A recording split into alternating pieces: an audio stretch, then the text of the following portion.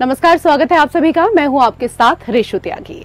बिहार के पूर्व मुख्यमंत्री जननायक कर्पूरी ठाकुर को देश के सबसे बड़े सम्मान भारत रत्न से सम्मानित किया गया। शनिवार को दिल्ली में राष्ट्रपति भवन के दरबार हॉल में समारोह आयोजित किया गया, जिसमें देश की 5 विभूतियों को ये सम्मान मिला है। बिहार के लिए भी आज का दिन ऐतिहासिक हुआ। पूर्व सीएम कर्पूरी ठाकुर को मरणोपरांत मिले भारत रत्न सम्मान को उनके पुत्र सह जदयू सांसद रामनाथ ठाकुर ने राष्ट्रपति द्रौपदी मुर्मू से प्राप्त किया। इस समारोह में बिहार के मुख्यमंत्री नीतीश कुमार और दोनों उप मुख्यमंत्री भी शामिल हुए।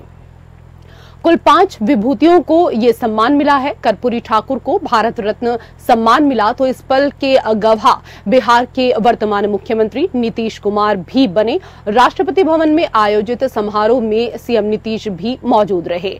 वहीं बिहार के दोनों उप मुख्यमंत्री सम्राट चौधरी और विजय कुमार सिन्हा ने भी इस समारोह में शिरकत की। चिराग पासवान समेत अन्य नेता भी इस समारोह में पहुंचे हुए थे। आज कर्पूरी ठाकुर के अलावा उप प्रधानमंत्री लालकृष्ण आडवाणी, पूर्व पीएम चौधरी चरण सिंह, नरसिम्हा राव और डॉक्टर MS स्वामीनाथन को भी भारत रत्न से सम्मानित किया गया। जानकारी के अनुसार लालकृष्ण आडवाणी को उनके घर जाकर राष्ट्रपति ये सम्मान सौंपेंगी। बता दें कि कुल 4 विभूतियों को मरणोपरांत ये सम्मान दिया गया है। कर्पूरी ठाकुर को भारत रत्न मिलने से पूरे बिहार में खुशी की लहर है। कर्पूरी ठाकुर की 100वीं जयंती के एक दिन पहले ही 23 जनवरी 2024 को उन्हें भारत रत्न से सम्मानित करने की घोषणा राष्ट्रपति कार्यालय से की गई थी।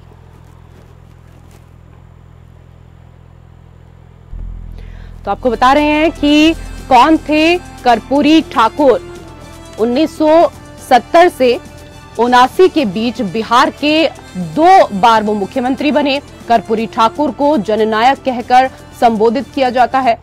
समस्तीपुर जिले के पिथौंजिया गांव में नाई समाज में 24 जनवरी 1924 को उनका जन्म हुआ था। वो साल 1952 में पहली बार विधायक चुने गए। बाद में बिहार विधानसभा में नेता प्रतिपक्ष भी रहे। अपने जीवन काल में कर्पूरी ठाकुर के इतने अहम पदों पर रहने के बावजूद उनके पास ना तो घर था और ना ही कोई गाड़ी, यहां तक कि उनके पास अपने पैतृक जमीन तक नहीं थी। राजनीति में ईमानदारी, सज्जनता और लोकप्रियता ने कर्पूरी को जननायक बना दिया था। कर्पूरी ठाकुर का निधन 64 वर्ष की उम्र में 17 फरवरी 1988 को हुआ था। कर्पूरी ने आजीवन कांग्रेस के विरुद्ध राजनीति की थी। आपातकाल के दौरान इंदिरा गांधी उन्हें गिरफ्तार करने में कामयाब नहीं हो पाई। कर्पूरी सर्वोच्च पद पर पिछड़े समाज के व्यक्ति को देखना चाहते थे। कर्पूरी राजनीति में परिवारवाद के प्रबल विरोधी माने जाते थे। कर्पूरी राजनीति में परिवारवाद के प्रबल विरोधी थे।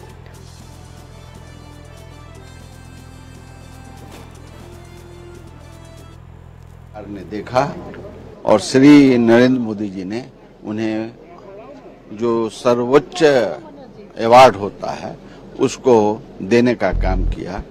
मैं अपनी तरफ से, अपने परिवार की तरफ से और बिहार की जनता की तरफ से नहीं पूरे हिंदुस्तान की तरफ से आभार व्यक्त करते हैं, कृतज्ञता ज्ञापित करते हैं। उधर झारखंड के पूर्व मुख्यमंत्री हेमंत सोरेन की पत्नी कल्पना सोरेन ने आज दिल्ली में अरविंद केजरीवाल की पत्नी सुनीता केजरीवाल से मुलाकात की। हेमंत सोरेन और केजरीवाल दोनों की ही ईडी ने गिरफ्तारी की है। हेमंत सोरेन ने जहां गिरफ्तारी से पहले झारखंड के मुख्यमंत्री पद से इस्तीफा दे दिया था, वहीं केजरीवाल ने दिल्ली के मुख्यमंत्री पद से इस्तीफा देने से इनकार कर दिया। अब दोनों नेताओं की पत्नियों ने मुलाकात के दौरान क्या बात की, इस पर सभी की नजर है। तो दोनों गले मिलते हुए गर्मजोशी के साथ नजर आ रही हैं और तस्वीरों में आप देख रहे हैं जहां एक तरफ केजरीवाल की पत्नी सुनीता केजरीवाल तो वहीं दूसरी तरफ हेमंत सोरेन की पत्नी कल्पना सोरेन गले मिलते हुए नजर आ रही हैं। देखिए, जो घटना झारखंड में 2 महीने पहले हुई थी, वो यहाँ दिल्ली में भी सेम घटना हुई है। मेरे पति हेमंत जी को भी जेल भेजा गया। आज यहाँ पे अरविंद सर को भी यहाँ पे जेल भेजा गया है। तो जो स्थिति हमारी झारखंड में है, वही अब यहाँ दिल्ली में भी हो गई है। तो मैं सुनीता मैम से मिलने आई थी, उनका दुख दर्द बांटने आई थी, तो उन्होंने भी अपनी व्यथा सुनाई और हम लोगों ने यही मिलकर प्रण किया है कि अब इस लड़ाई को हम लोगों को बहुत दूर तक लेके जाना है, जिनमें मैम का भी साथ हमारे साथ रहेगा और हमारा पूरा झारखंड भी अरविंद केजरीवाल जी सर के साथ भी हमेशा रहेगा। और उधर भारतीय जनता पार्टी बोकारो एवं चंदन क्यारी विधानसभा स्तरीय प्रमुख कार्यकर्ताओं की एक बैठक शनिवार को आयोजित की गई। बैठक आगामी लोकसभा चुनाव की तैयारी को लेकर थी। बैठक में संगठन महामंत्री कर्मवीर सिंह ने कार्यकर्ताओं को आगामी लोकसभा चुनाव में जीत को लेकर टिप्स दिए। इस दौरान धनबाद के बीजेपी प्रत्याशी ढुल्लू महतो नेता इस दौरान अमर कुमार बावरी बोकारो विधायक सहित सभी नेता पहुंचे हुए थे। बैठक में कार्यकर्ताओं ने आगामी लोकसभा चुनाव में ढुल्लू महतो को रिकॉर्ड मतों से जीत दिलाने का भरोसा दिया है। इस मौके पर कार्यकर्ताओं को सभी ने संबोधित करते हुए देश के प्रधानमंत्री नरेंद्र मोदी के कार्यों को गांव-गांव तक पहुंचाने की बात कही। बैठक के बाद मीडिया से बात करते हुए बीजेपी जिला अध्यक्ष जयदेव राय ने कहा कि जिस तरह से प्रमुख कार्यकर्ताओं और नेताओं का उत्साह है, हम कह सकते हैं कि इस बार धनबाद लोकसभा की सभी रिकॉर्ड तोड़ने वाला नजर आ रहा है और 9 लाख से ढुल्लू महतो जीत दर्ज करेंगे। उन्होंने कहा कि कार्यकर्ता चुनाव के बाद से ही लोगों के बीच जाकर कार्य करते हैं और हम लोग जनता के बीच रहते हैं। हम लोग दूसरे पार्टियों की तरह बरसाती मेढक नहीं है कि प्रत्याशी आएगा तब हम लोग काम में लगेंगे। यही बीजेपी और दूसरे दलों में फर्क है। संगठन महामंत्री कर्मवीर जी आज बैठक ले रहे थे और आगामी लोकसभा चुनाव में जैसे कार्यकर्ताओं की उत्साह थी, वैसे लग रहा है कि हम लोग सारे रिकॉर्ड को तोड़ देंगे और लगभग 9 लाख वोट से हम लोग धनबाद लोकसभा जीतेंगे। कार्यकर्ता सब लगे हुए हैं कार्यक्रम में। देखिए, जब से भारतीय जनता पार्टी जब से चुनाव हो जाती है, दूसरे दिन से कार्यकर्ता लग जाते हैं चुनाव के लिए। 5 साल कार्यकर्ता लगे हुए हैं। अभी जो बरसाती मेढक जैसा कोई पार्टी आता है ना कि अब कैंडिडेट होगा तब हम कार्यकर्ता जाएंगे वोट मांगने के लिए, हम लोग 5 साल वोट मांगे हैं, 5 साल काम किए हैं, 5 साल मोदी जी काम किए हैं और जिसका परिणाम देखिएगा हम लोग 9 लाख वोट से जीते। 25 मार्च को होली के दिन भागलपुर के अग्निशमन विभाग में चालक के पद पर तैनात मोनू कुमार की चाकू गोदकर हत्या कर दी गई थी। इस मामले में पुलिस ने खुलासा करते हुए आरोपी दीपू मिश्रा को गिरफ्तार किया है। गिरफ्तार दीपू मिश्रा के पास से हत्या में इस्तेमाल किया गया चाकू और बियर की बोतल बरामद की गई हैं। एसडीपीओ प्रवीण कुमार सिंह ने बताया कि केवल एक बियर की बोतल के कारण दीपू मिश्रा ने मोनू की चाकू गोदकर हत्या कर दी थी। प्रवीण कुमार सिंह ने बताया कि मोनू कुमार अपने रिश्तेदार के यहां पर होली के दिन जा रहा था। वो एक गिफ्ट की दुकान के पास ही हाथ में बियर की बोतल लेकर रुका हुआ था। इसी दौरान दीपू आया और उसने जबरन बियर की बोतल छीनने लगा। जब मोनू ने इसका विरोध किया और पुलिस को फोन करने की बात कही तो दीपू ने उसकी चाकू गोदकर हत्या कर दी।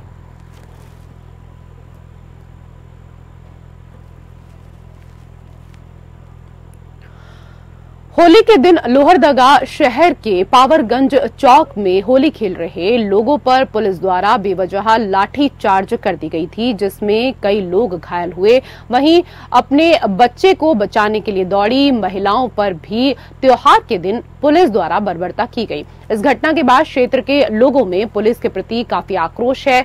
मामले पर एसपी ने कहा कि लाठी चार्ज का आदेश नहीं दिया गया।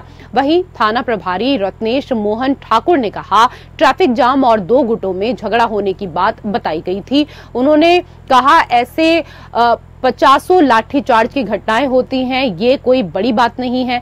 बताया जा रहा है कि घटनास्थल से 200 मीटर दूरी पर गोपो गली में आपस में होली खेल रहे 2 युवकों में झड़प हो रही थी।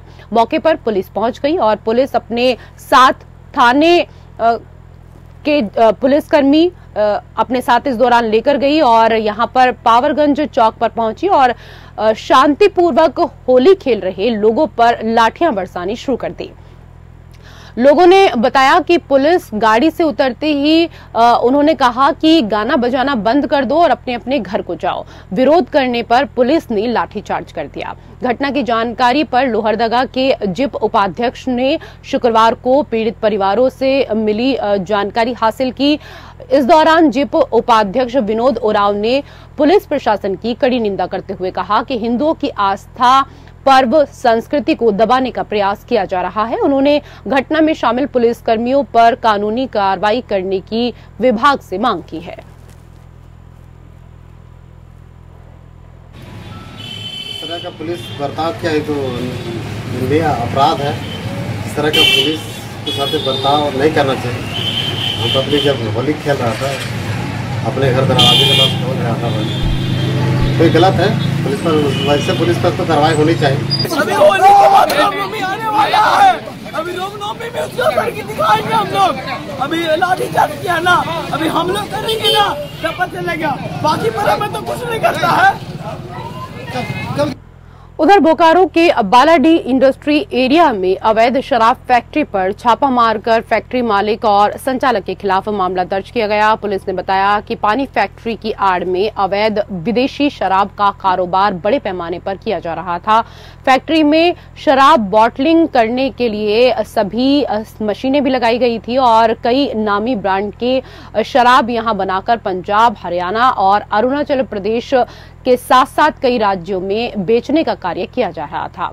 पुलिस के द्वारा छापेमारी में ये बात सामने आने के बाद ही रांची मुख्यालय उत्पाद विभाग और बोकारो पुलिस प्रशासन पूरी तरीके से इसको लेकर संजीदा नजर आए। इस दौरान विभाग के सचिव मुकेश कुमार इस फैक्ट्री का निरीक्षण करने के लिए बोकारो पहुंचे, जहां उन्होंने अवैध शराब फैक्ट्री का निरीक्षण करते हुए बोकारो की DC Vijaya Jadhav, IG doctor Michael Raj, उत्पाद आयुक्त और बोकारो एसपी को कई निर्देश दिए। जानकारी के मुताबिक इंडस्ट्री एरिया की इस फैक्ट्री को बियाड़ा के द्वारा पानी फैक्ट्री के नाम पर सर्व प्लास्टिक के मालिक विजेंद्र प्रसाद को आवंटित इस दौरान किया गया था, जिस फैक्ट्री के पीछे शेड बनाकर उसमें आधुनिक तरीके से बॉटलिंग प्लांट स्थापित किया गया था और इसमें शराब बनाने का कार्य किया जा रहा था। अधिकारियों की माने तो शराब केमिकल, बोतल, रैपर, ढक्कन और इसके साथ ही मशीन की कीमत लगभग 1.5 करोड़ रुपए बताई जा रही है, जबकि कई अन्य राज्यों के बारकोड की भी चोरी करने का प्रयास किया गया है। बोकारो डीसी विजया ने कहा कि यह फैक्ट्री महज कुछ महीने पर स्थापित कर संचालित नहीं की जा सकती है, इसका संचालन पहले से होता रहा है। उन्होंने कहा कि छापेमारी के बाद फैक्ट्री मालिक और संचालक के खिलाफ मामला दर्ज किया गया है। विभाग इस पर कार्रवाई करने में जुटा हुआ है। पुलिस भी अपने तरीके से जांच कर रही है। उन्होंने कहा कि इंडस्ट्रियल एरिया में जो भी फैक्ट्री आवंटित हैं सभी का एक टीम गठित कर सर्वे कराया जाएगा। वहीं सचिव मुकेश कुमार ने कहा कि इस शराब फैक्ट्री का संचालन एक गिरोह कर रहा था। गिरोह के सभी सदस्यों की पहचान की जा रही है। शराब की बिक्री कहां की जा रही थी उसकी भी जांच की जा रही है। उन्होंने कहा कि विभाग की तरफ से जो चूक हुई है उसके लिए स्पष्टीकरण पूछा जा रहा है। इस कारोबार में कितने भी बड़े लोग शामिल क्यों न हो, किसी को छोड़ा नहीं जाएगा।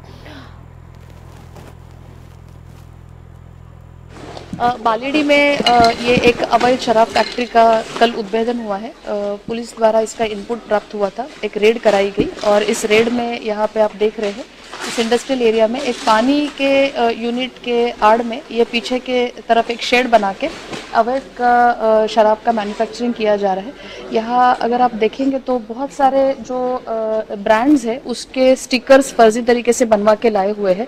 इसका प्रिंटिंग जो है कहीं पुडुचेरी या थ्रू आउट द कंट्री से आया हुआ है। बहुत सारे कंपनियों के जिस तरह से लेबल्स होते हैं, साथ ही साथ जैसे बॉटल्स के कैप होते हैं वो कैप्स भी एन मास यहाँ पे पाए गए। पैकिंग का कार्टन मटेरियल यहाँ पे रखा हुआ है, खाली बॉटल्स यहाँ पे पाए गए हैं। 5000 लीटर के कैपेसिटी के ऑलमोस्ट 16 सिंटेक्स की टंकियाँ हैं। 2.25 टंकियों में फाइनल प्रोडक्ट रेडी है, जो बॉटलिंग यूनिट के थ्रू बॉटल में भर के भेजना है।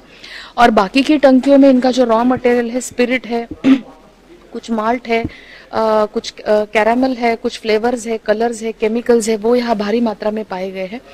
राजनांदगांव शहर के मोहरा क्षेत्र में दिन दहाड़े लूट की वारदात को अंजाम देने वाले 2 आरोपियों में से एक आरोपी को बसंतपुर थाने की पुलिस ने तुरंत कार्रवाई करते हुए चंद घंटे के भीतर ही गिरफ्तार कर लिया। वहीं एक अन्य आरोपी की तलाश की जा रही है। राजनांदगांव शहर के मोहरा बस्ती निवासी तुलसीराम अपने 2 व्हीलर वाहन से इस दौरान हार्डवेयर की दुकान की तरफ जा रहे थे और पीछे से मोटरसाइकिल पर सवार 2 व्यक्ति पहुंचे और बाइक में टक्कर मारने का आरोप लगाकर बिना वजह विवाद करना शुरू कर दिया। दोनों आरोपी तुलसीराम से अपनी मोटरसाइकिल बनवाने के लिए पैसों की मांग करने लगे। इस दौरान उन्होंने तुलसीराम की जेब में रखे 5000 रुपए और गले में पहने सोने की चेन को छीन लिया और जबरदस्ती अपनी मोटरसाइकिल पर बिठा लिया और साथ ही गाली गलौज करते हुए जान से मारने की धमकी देकर मारपीट करने लगे। आरोपियों के चंगुल से छूटने के बाद पीड़ित ने पुलिस में इसकी शिकायत की। इसके बाद बसंतपुर पुलिस ने तुरंत कार्रवाई करते हुए आरोपियों की तलाश में जुटी और सीसीटीवी फुटेज की मदद से 2 घंटे में ही आरोपी बबलू उर्फ शंकर साहू को गिरफ्तार कर लिया। मामले में भी एक बहुत अच्छी कार्रवाई आज की गई है। 2 घंटे के भीतर ही एक बड़ी लूट की कार्रवाई को पकड़ा गया है। आज सुबह की ही घटना है। नंदई चौक के पास में तुलसी राम पिता राम किशोर निवासी बस्ती मोहरा, ये अपनी बाइक पे जा रहे थे। इनकी बाइक को वहां पे सुबह करीब 9:30 बजे के आसपास रोका गया 2 लोगों के द्वारा और उनको शहर में घुमाया गया एक्सीडेंट के नाम पे कि तुमने एक्सीडेंट किया है, ये बोल के उनसे उनका लॉकेट और कैश लूट लिया गया। उसके बाद में जैसी पुलिस को खबर मिली, सीसीटीवी फुटेजेस निकाले गए और उनकी आइडेंटिफिकेशन की गई। उनमें से एक आरोपी बबलू को पकड़ लिया गया है और उसको विधिवत हिरासत में भेजा जा रहा है और दूसरा आरोपी भी जल्दी मिल जाएगा, उसको भी हिरासत में भेजा जाएगा। उधर सूरजपुर के नगर पंचायत भटगांव के वार्ड संख्या 12 में गर्मी के शुरू होते ही पानी की समस्या से वार्ड के लोगों को काफी परेशानियों का सामना करना पड़ रहा है। छत्तीसगढ़ में पानी को लेकर शासन की कई योजनाएं संचालित हो रही हैं। इसके बाद भी पानी की समस्या से लोगों को काफी जूझना पड़ रहा है। वहीं इलाके के लोगों का कहना है कि कई बार जिम्मेदार लोगों को समस्या से अवगत कराया गया, लेकिन किसी ने समस्या दूर करने की कोई पहल नहीं की। जहां वार्ड संख्या 12 के ट्यूबवेल खराब होने पर कुछ दिन टैंकर के माध्यम से पानी दिया गया, लेकिन अब टैंकर भी शोपीस बना हुआ है।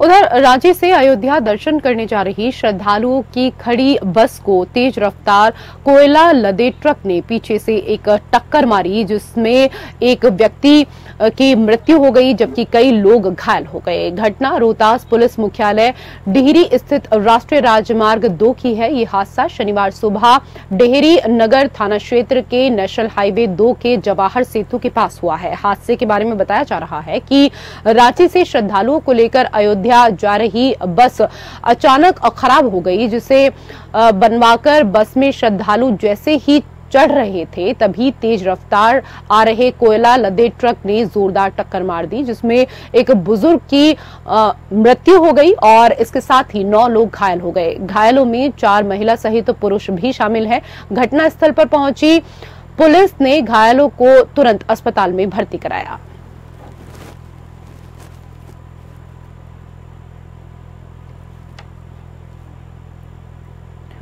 लोकसभा चुनाव और त्योहारों को ध्यान में रखते हुए कानून और शांति व्यवस्था बनाए रखने के उद्देश्य से जबलपुर में पुलिस प्रशासन ने फ्लैग मार्च किया। पुलिस अधीक्षक आदित्य प्रताप सिंह के नेतृत्व में गढ़ा सीएसपी देवेंद्र प्रताप सिंह ने संवेदनशील क्षेत्रों में पैदल फ्लैग मार्च किया। पुलिस अधिकारियों ने बताया कि लोकसभा चुनाव 2024 को देखते हुए वेस्ट बंगाल की एसएसबी की बटालियन और इसके साथ ही एक कंपनी लगभग जिसमें 75 अधिकारी और कर्मचारी जबलपुर जिले को मिले हैं। कंपनी द्वारा एरिया डोमिनेशन यह सुनिश्चित कराने की मतदान शांतिपूर्वक और सुव्यवस्थित ढंग से हो और मतदाताओं को इस बात की पूरी स्वतंत्रता हो कि वो बिना किसी डर, भय और परेशानी के अपने मत का इस्तेमाल कर सके। इसके लिए शहर और देहात के अलग अलग थाना क्षेत्रों के संवेदनशील एरिया में फ्लैग मार्च प्रतिदिन किया जाएगा।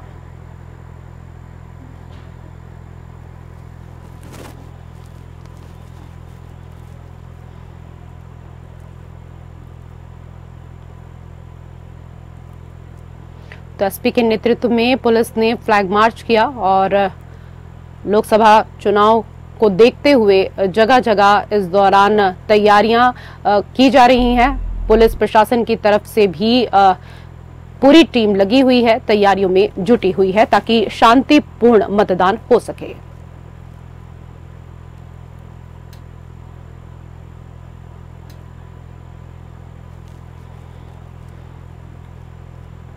उधर पंजाब के श्री मुक्तसर साहिब में बेमौसम बारिश से फसलों को बड़ा नुकसान हुआ है। गिदड़बाहा इलाके में भारी बारिश और हवाओं के कारण कई जगह पर गेहूं की फसल गिर गई। अचानक मौसम का मिजाज बदल गया। मुक्तसर साहिब जिले के गिदड़बाहा और मलोट क्षेत्र में तेज हवा के साथ बारिश होने लगी, जिससे गेहूं की फसल को बड़ा नुकसान हुआ है।